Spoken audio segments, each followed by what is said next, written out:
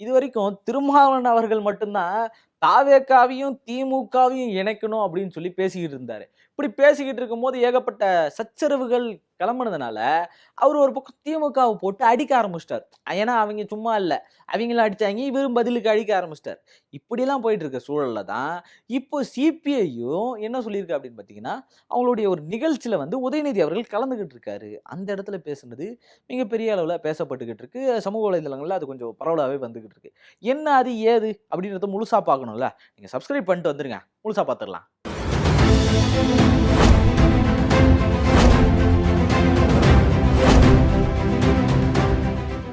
வணக்கம் அன்பே தமிழ் சொந்தங்களே. அதாவது ஏப்பா அதான் போய் ஆதரவு குடுத்துட்டீங்கல்ல.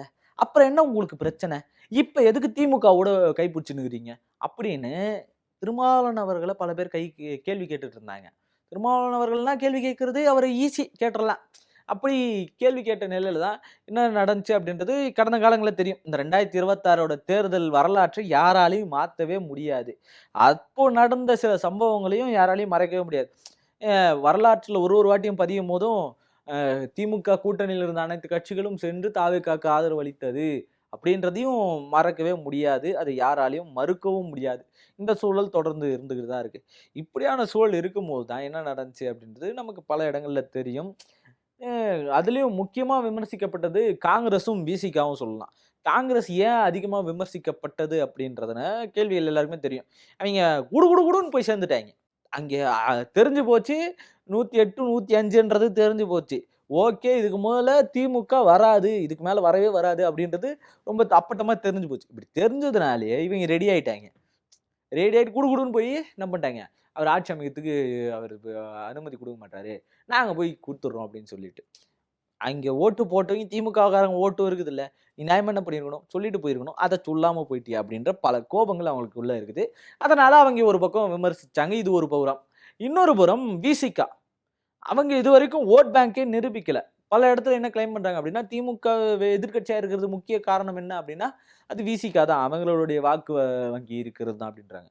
ஆனா இதுவரைக்கும் எந்த இடத்துலயுமே தன்னுடைய வாக்கு வங்கியை நிரூபிக்கவே இல்ல. பல இடத்துல 2% 18% போட்டு பார்த்துக்கலாம் வாரியா அப்படின்னு சொல்லி பாமகவினர் பலரும் அறைகூவல் விட்டிருந்தாங்க. வாங்க போட்டி போட்டு பார்த்துக்கலாம் அப்படின்ற மாதிரியான பல இதுக்கு முன்னாடியான தேர்தல்கள்ல இப்படியான செயல்பாடுகள் தொடர்ந்து நடந்துகிட்டு தான் இருந்துச்சு.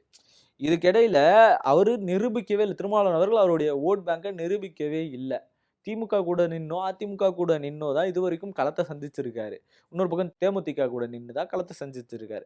இப்ப அதுல நடந்த சம்பவங்கள் எல்லாருக்குமே ரொம்ப தெளிவா தெரிஞ்ச ஒரு விஷயம் தான்.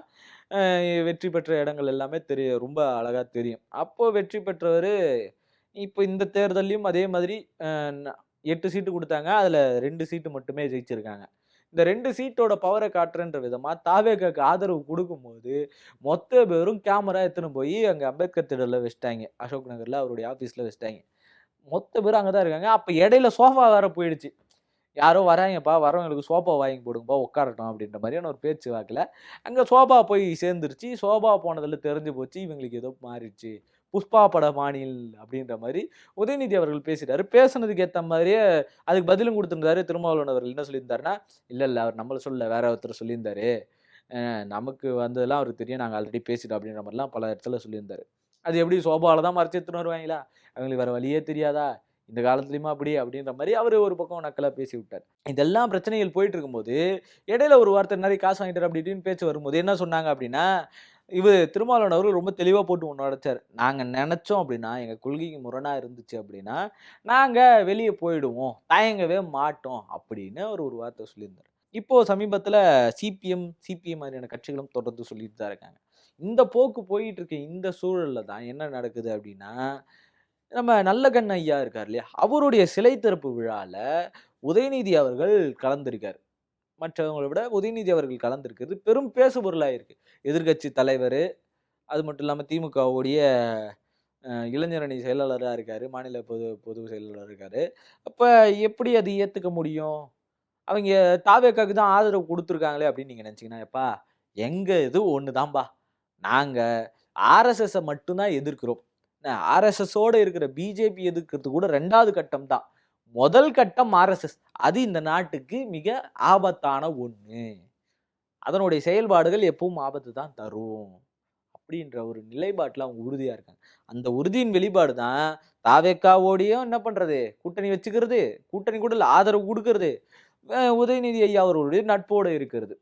எதிர்க்க திமுகவோட எங்களுக்கு எப்பவும் தொடர் நட்பு, கொள்கை ரீதியான நட்பு பல ஆண்டு காலமாக இருக்கிறது அப்படின்னு வீரபாண்டியன் அவர்கள் அதே மேடையில சொல்லியிருக்காரு. இதுதான் பெரிய அளவுல பேச பொருளா இருக்கு. ஏன்னா தாவேகா முழுக்க திமுகவுக்கு எதிரி. திமுகவுக்கு எதிரியோ இல்லையோ, திமுக தான் தாவேகாவுக்கு முழுக்க முழுக்க எதிரி.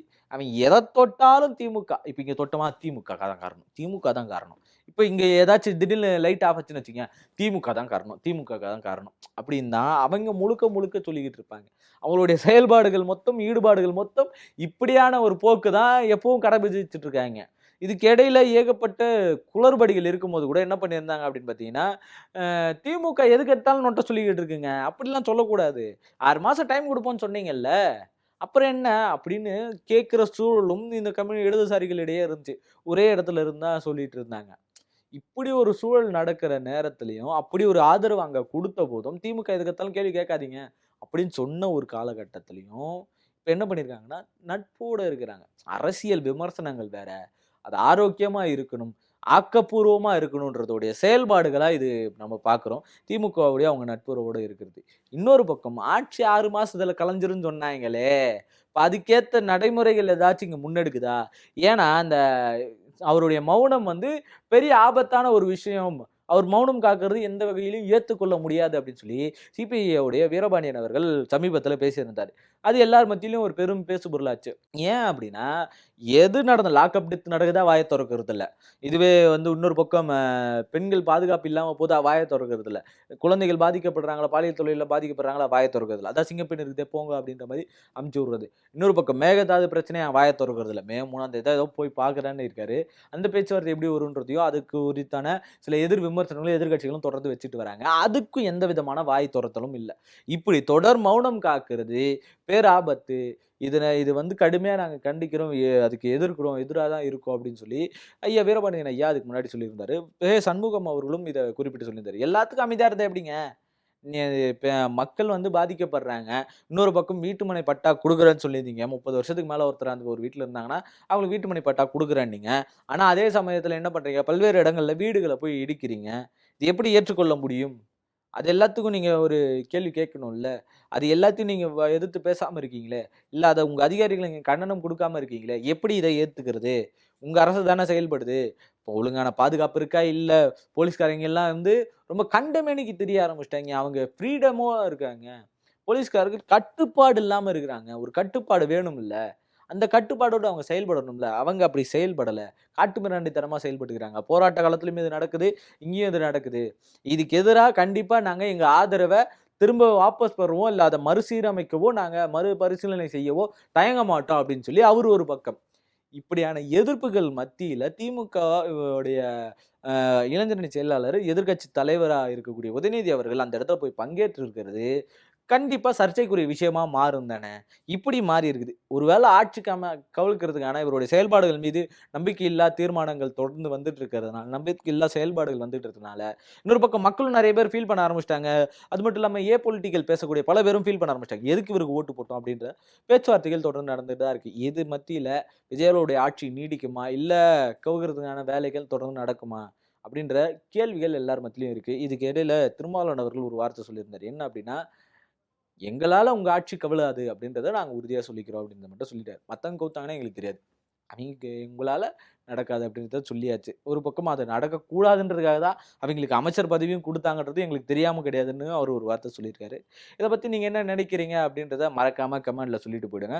இந்த மாதிரியான அரசியல் விமர்சனங்கள தொடர்ந்து பார்க்கணும்னா சேனல சப்ஸ்கிரைப் பண்ணிக்கங்க. நன்றி.